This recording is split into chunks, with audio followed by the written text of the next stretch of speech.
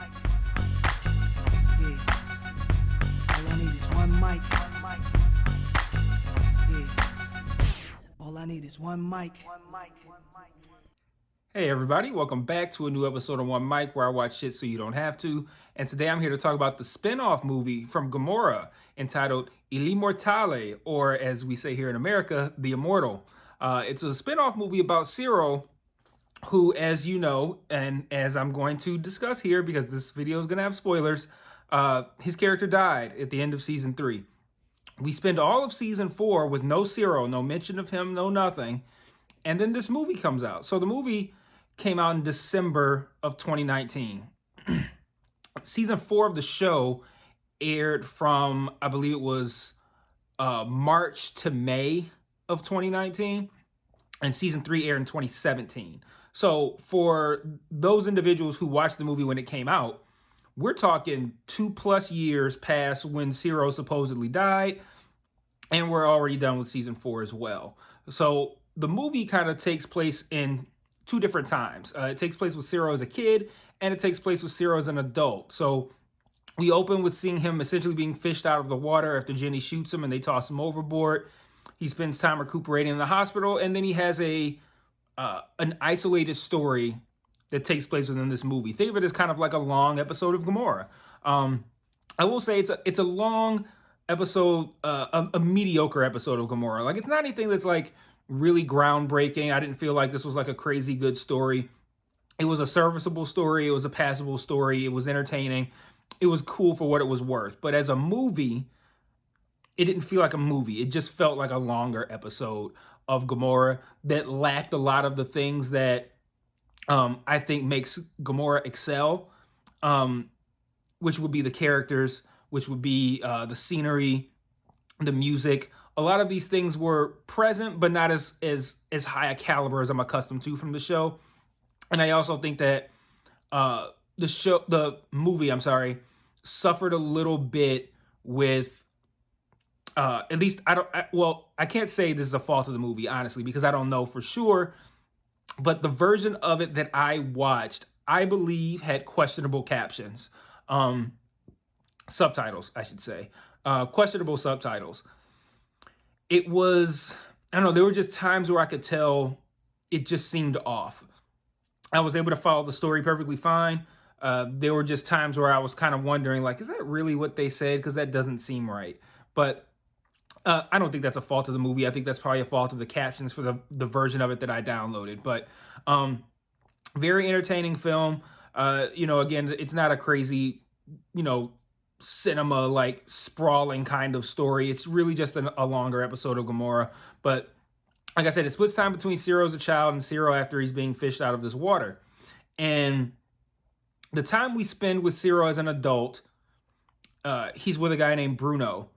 And then the time that we spend with him as a child, he's with Bruno. So we know, just from how Gamora works, that when you got 2 things going on and they don't seem related, guess what? They're related.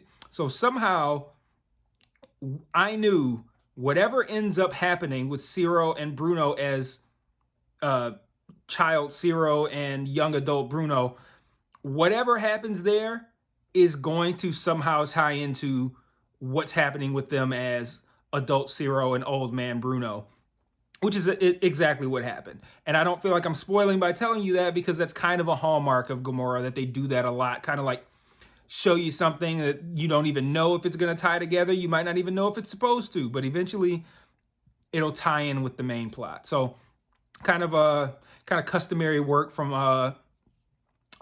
Marco. I believe he wrote and directed this film, so he plays Zero. I believe he wrote and directed. So kind of like customary work from him, not anything that you wouldn't find, not anything that you wouldn't come to expect from the movie, I should say. There were a couple of things that I wanted to talk about briefly. There's not too much to go into here, as none of these events really impact the show, other than the fact that we know that we kind of get an idea of what was happening with Zero during the events of season 4. So it kind of helps bridge season 4 and 5 together. But that will be useful, I believe, when season 5 starts, because we see at the end, and I think this is a great scene. I kind of wish we could have seen them like come together completely, but the film ends with Ciro and Gennaro seeing each other, but from very far away. And as they walk closer to, and their eyes full of tears, like, I can't believe I'm seeing this individual again. It was a great moment for me as a fan to see them together again. If you watch the season 4 video, I said, you know, I felt like the show really missed having Ciro on it. So having them back together was great for me as a fan. And they walk closer to one another, and it fades to black before they actually meet. But the shots of Ciro looking into the distance and presumably seeing Gennaro and his eyes welling up with tears, it was great stuff. So I really love how he ended that. It was really, really, really powerful scene. And I'm really excited for season 5.